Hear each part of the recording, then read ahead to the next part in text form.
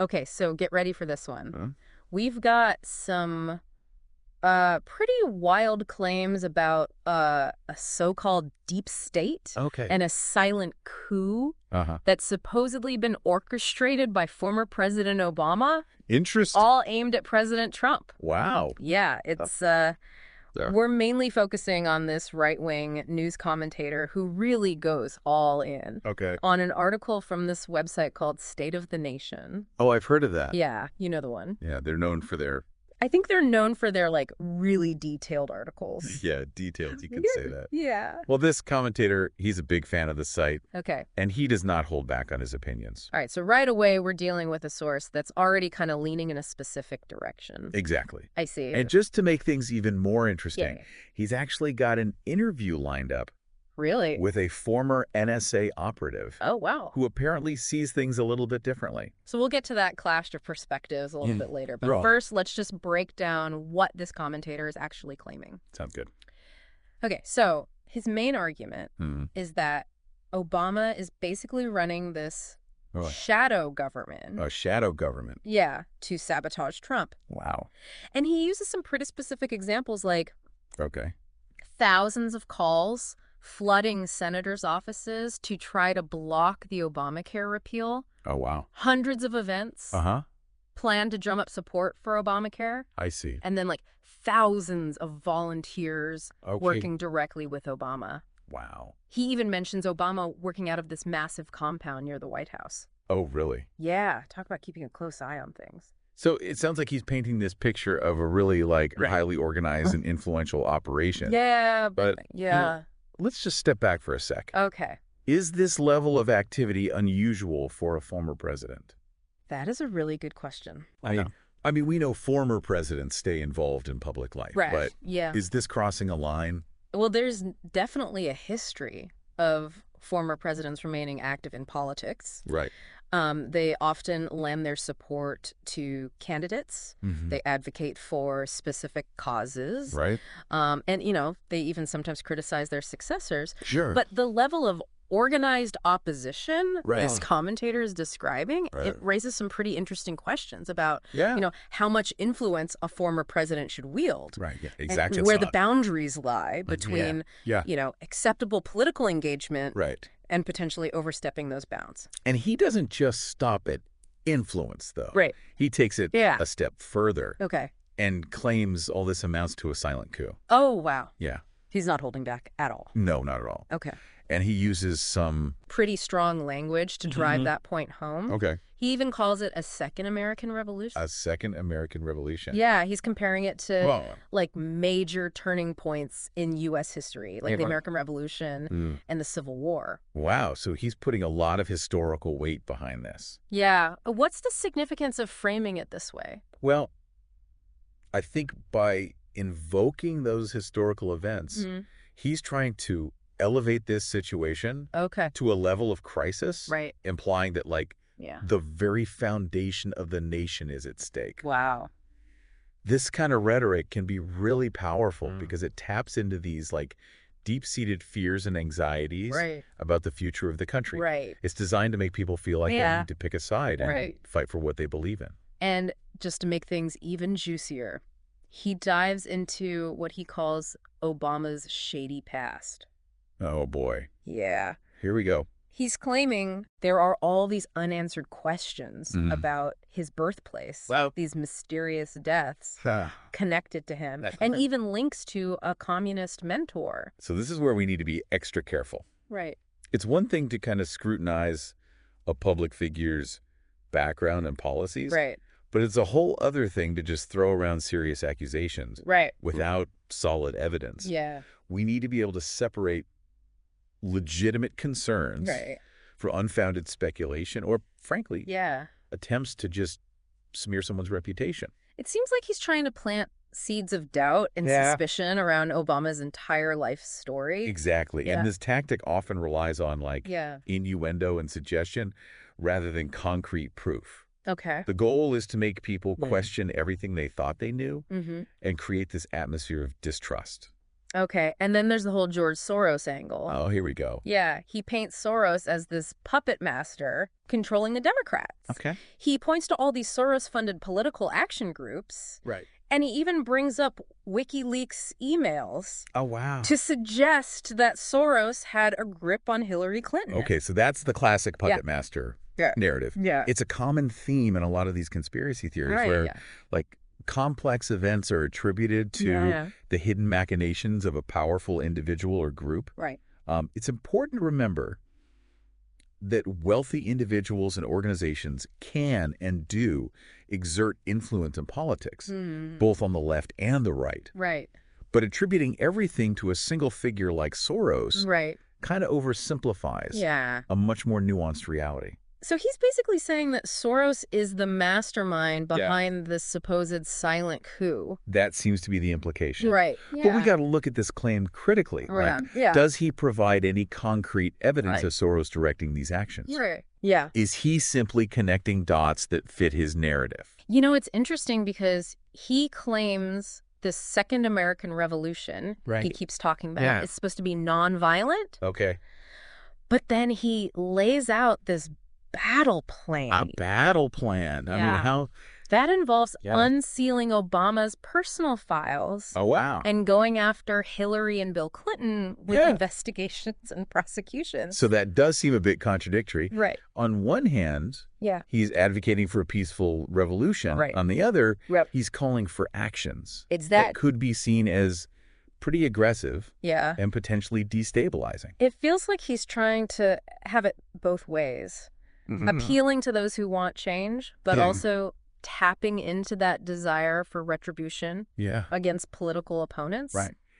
It's a potent mix. Yeah. He's combining calls for peaceful change with this narrative of victimhood and this desire to, like, hold those in power accountable. Exactly. So he's trying to build this sense of urgency and momentum for his cause. Speaking of holding people accountable, he doesn't hold back on the intelligence community and the media either. Let me guess. Yeah. He's not a fan. He basically accuses them of being totally corrupt, leaking information, and even threatening Trump. Ah, yes. Yeah. The enemy of the people trope. Right. It's a tactic that's unfortunately become increasingly common, you know, in recent years, where those in power try to discredit and delegitimize institutions that hold them accountable, like the media and intelligence agencies. Exactly. It's a dangerous game to play. So it seems like he's using that same tactic here, trying to paint anyone who disagrees with him as part of this vast corrupt establishment. Exactly. And by constantly attacking and undermining these institutions, he's eroding public trust. And making it even harder to have a productive conversation about the very real challenges that we face as a society. Okay, so we've got a commentator who's painting a pretty bleak picture, claiming a silent coup, accusing Obama of having a shady past, and calling out Soros, the intelligence community, and the media as part of this grand conspiracy. But as you pointed out, we need to be careful about taking all of this at face value, right? Absolutely. Yeah. It's essential to approach these claims with a healthy dose of skepticism, especially when they're coming from sources that are already pushing a particular agenda. We need to be asking ourselves, what evidence is being presented? Are there alternative explanations? And who stands to benefit from this narrative? And to complicate things even further, he's got this interview coming up with a former NSA operative who, according to him, has a different take on things. Okay.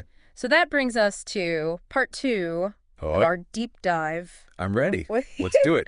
So we left off with this commentator getting ready for an interview with that former NSA operative. And he kind of hinted that they disagree on some key points. Especially about that so-called battle plan and that whole idea of unsealing Obama's files. It sounds like there's some potential for fireworks there. Oh, yeah. This operative supposedly has all this inside knowledge. So it'll be fascinating to hear what he has to say. Will he back up the commentator's claims? Or offer a different perspective from within the intelligence community? I mean, it really highlights the challenge of Right. navigating the information landscape these days, you know? It's tough. We're bombarded with all these conflicting narratives, and everyone claims to have the inside scoop.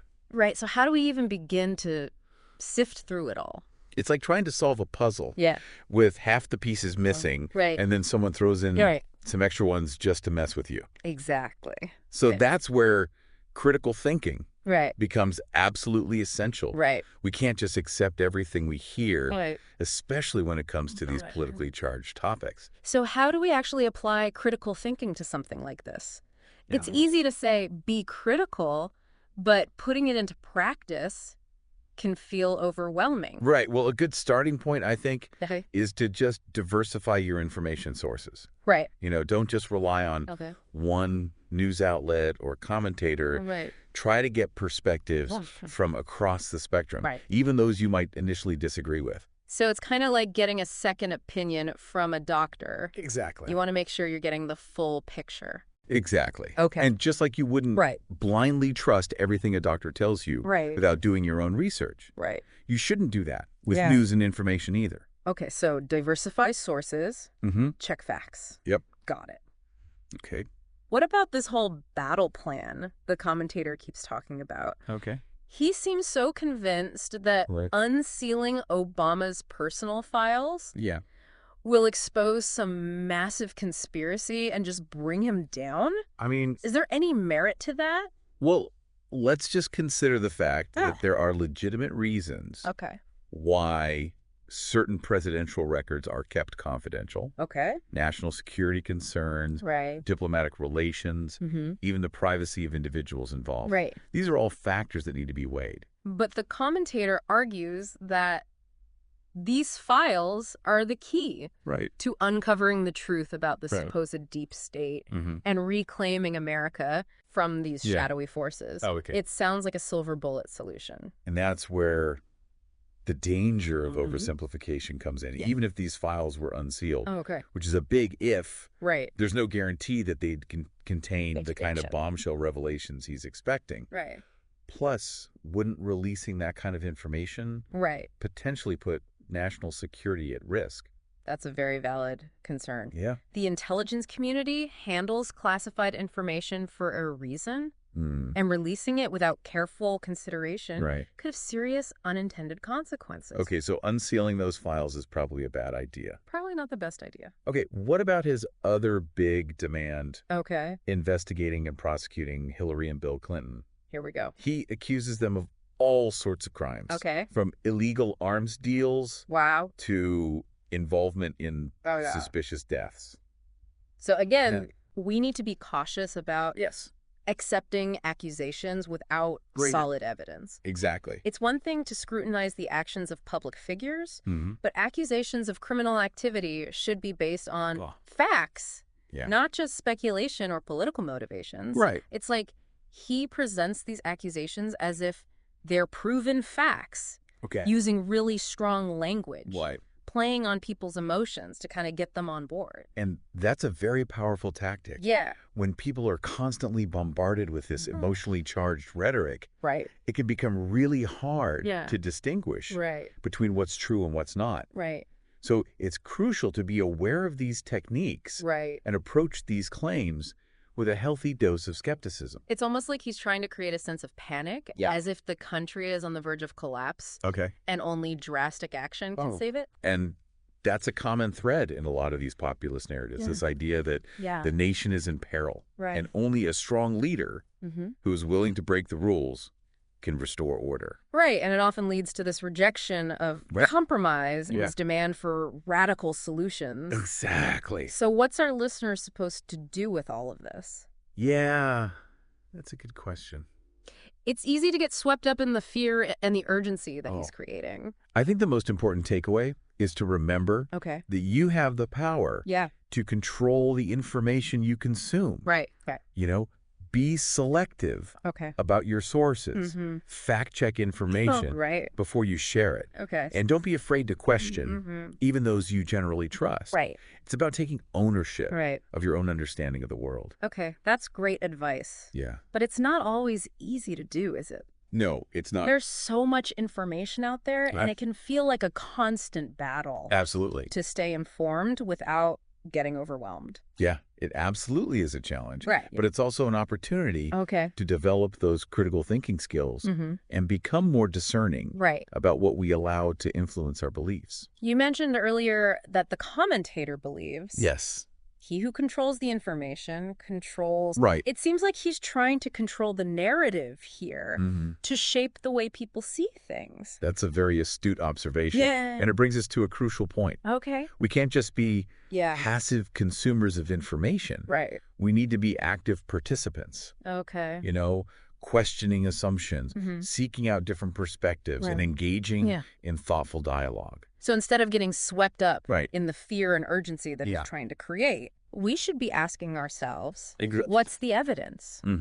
Are there other explanations? Right. And who benefits from this narrative? It's about approaching these complex issues with a critical eye and a willingness to consider multiple viewpoints.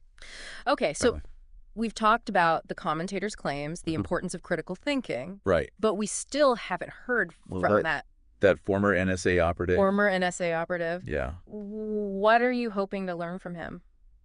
Well, I'm particularly interested to hear his perspective on the inner workings of the intelligence community. Right.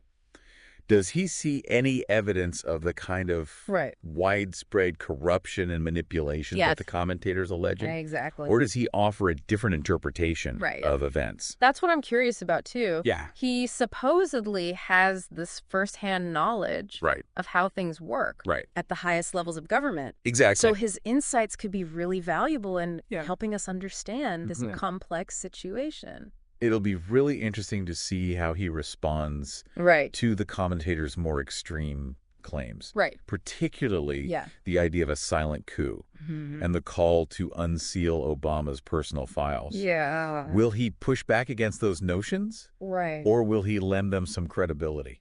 It sounds like we're about to dive into some potentially explosive territory. Yeah. Let's move on to the interview and see what unfolds. Okay, so we spent a lot of time with this commentator and his claims about a deep state and a silent coup. Right, and all these alleged conspiracies. Yeah, involving Obama, Soros, the intelligence community, even the Clintons. It's a lot to unpack. Yeah, but now it's time to hear from the other side. Right. The commentator finally had that interview with the former NSA operative he'd been talking about. I've been waiting for this. And let me tell you, it did not disappoint. Okay, so what were the key takeaways? Well, right off the bat, the operative emphasized the importance of separating fact from fiction, especially when it comes to intelligence matters. Right. He said there's just so much misinformation floating around out there. Yeah. And it's so easy for people to get caught up in these narratives that just confirm... Right. They're existing biases. They're existing bias. And that really connects back to what we've been talking about this whole time. Exactly. The need for critical thinking and a discerning eye when we evaluate information. Especially in today's, like, hyper-partisan field. That's a minefield out there. Yeah, and the operative went on to say that while he understands the commentator's concerns about potential overreach by the intelligence community, he cautioned against just painting the entire system as corrupt or malicious. Right, painting with a broad brush. Yeah, he stressed that the vast majority of intelligence professionals are actually dedicated public servants who are committed to upholding the law and protecting national security. It's important to remember that intelligence agencies are like any large organization. They're made up of individuals with their own perspective and motivations. So while there may be instances of wrongdoing or abuse of power, it's just not fair. And it's inaccurate to tar everyone with the same brush. He made a really interesting point about the nature of intelligence work. He said that by its very nature, it often involves operating in secrecy and dealing with really sensitive information that can't be shared publicly. So this can lead to misunderstandings and a perception that things are more nefarious than they actually are. That makes sense. That lack of transparency can create this breeding ground for suspicion and conspiracy theories. It's easy to.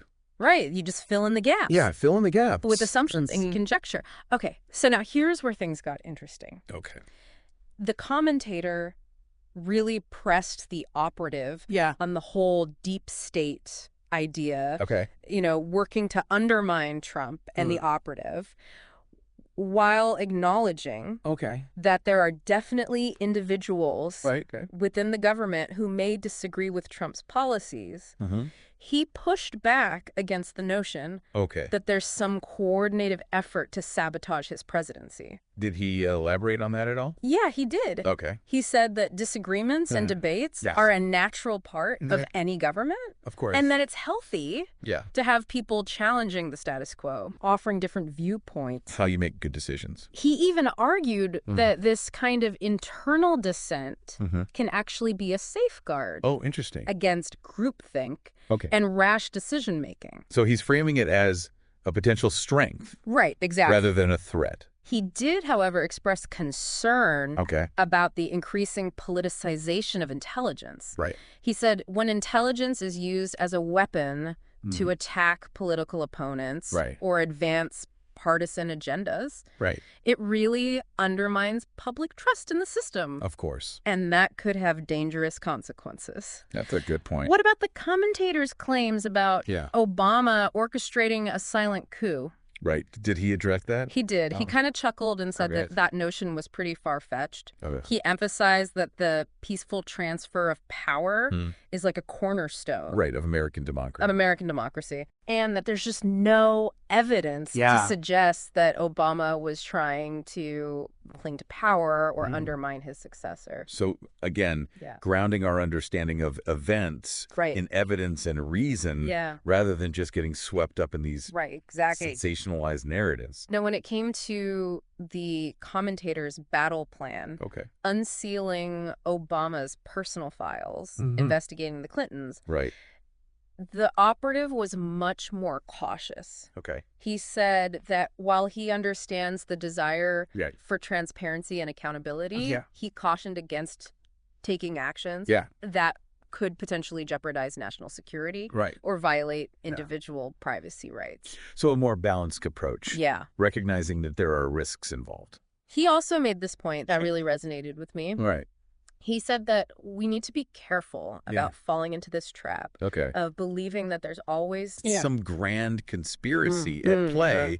Sometimes things are just messy and complicated. And there aren't always these clear-cut answers or villains to blame. Exactly. So after hearing both sides of this story, what are your final thoughts? It's a tough one. Where does this leave our listener who's trying to make sense of it all? I think it's important to remember that there's rarely one definitive truth when it comes to these complex issues. What we have are different perspectives, interpretations, and narratives, often shaped by individual biases and agendas. So the key is to really engage with these different viewpoints, critically evaluate the evidence presented, and ultimately form your own informed conclusions.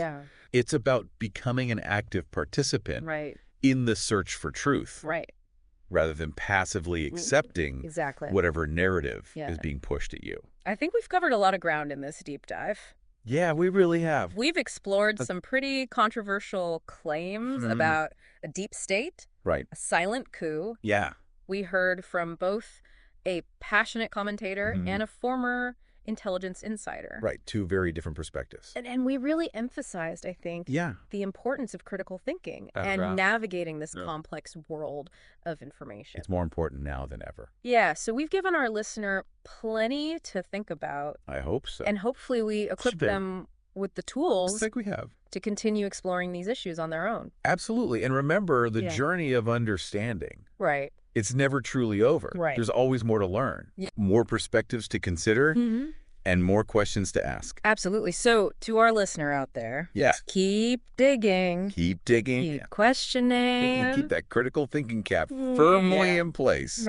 Until next time. Yeah. Happy diving. Happy diving.